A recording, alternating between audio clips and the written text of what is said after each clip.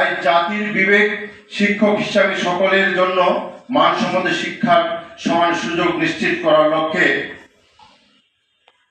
দীর্ঘদিন যাবত মাধ্যমিক শিক্ষা জাতীয়করণের দাবি জানিয়ে আসছে।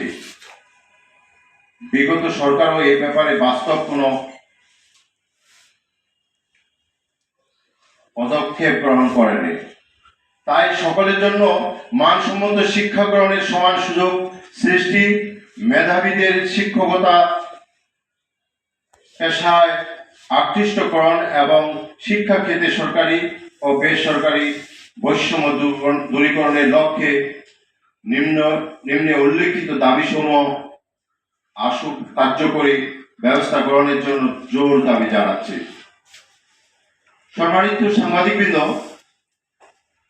আমাদের কিছু দাবি রয়েছে।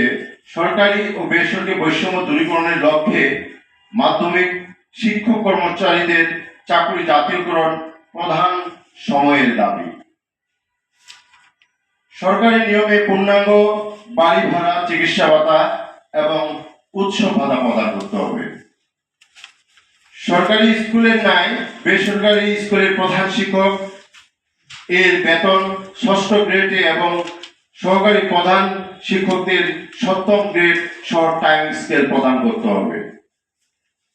কল্যাণ ও অবসর সুবিধার টাকা মহামান্য হাইকোর্টের রায় অনুযায়ী অবসরের ৬ মাসের মধ্যে প্রদান করতে হবে। সম্মানিত সাংবাদিকবৃন্দ, আমরা বিশ্বাস করি অন্তর্বর্তীকালীন সরকার শিক্ষা বান্ধব সরকার। তাই আমাদের যৌক্তিক দাবিগুলো পূরণের প্রয়োজনীয় পদক্ষেপ নেওয়ার জন্য সবিনয় অনুরোধ করছি। অন্যথায় বাংলাদেশ শিক্ষক সমিতি ৬০ লক্ষ্মীবাজার আগামী 19/10/2025 রোজ রবিবার, আমি আবারও বলতে চাই, আগামী 19শে অক্টোবর 2025 সালের রোজ রবিবার আমরা জাতীয় প্রেস ক্লাবের সামনে একটি সমাবেশ অনুষ্ঠিত হবে এবং পরবর্তী কর্মসূচি ঘোষণা করা হবে সেই সমাবেশের মাধ্যমে। যদি ইতিমধ্যে আমাদের এই দাবিগুলো পূরণ না হয়, তাহলে আমরা এই সমাবেশটি বিশাল আকারে করার আমরা করব এবং আমাদের দাবি আদায়ের এই সমাবেশ, শিক্ষকদের দাবি আদায়ের সমাবেশ। ধন্যবাদ সবাইকে। আসসালামু আলাইকুম।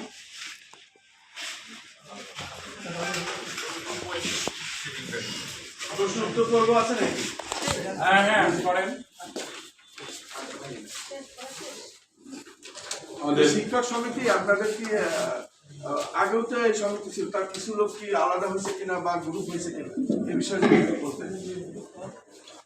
আমাদের কোন শিক্ষক গ্রুপ হয়নি। আমাদের এই সংগঠন খুব পুরনো একটি সংগঠন এবং আমরা স্বাধীনের আগেই এই সংগঠন, ৭০ বছরের এই সংগঠন। আমাদের আগে আমাদের কাছ থেকে কোনো শিক্ষক নেতা এখান থেকে চলে যায়নি। একটি পুরনো সংগঠন। আমাদের এই সংগঠনটি কথা বলে শুধু মাধ্যমিক বিদ্যালয়ের শিক্ষকদের জন্য। আমরা অন্য কোনো সংগঠনের সাথে আমাদের একত্রিত নেই। আমরা আমাদের মাধ্যমিক বিদ্যালয়ের শিক্ষক কর্মচারীদের জন্য আমরা কথা বলি এবং সরকারের কাছে আমরা বিনীতভাবে আবারও অনুরোধ করছি আপনাদের মাধ্যমে আমাদের এই দাবি জাতীয়করণ, চিকিৎসা ভাতা, বাড়ি ভাড়া, উৎসব ভাতা আমাদের দেওয়ার জন্য আমরা আপনাদের মাধ্যমে আমরা সরকারের কাছে বিনীতভাবে অনুরোধ করছি।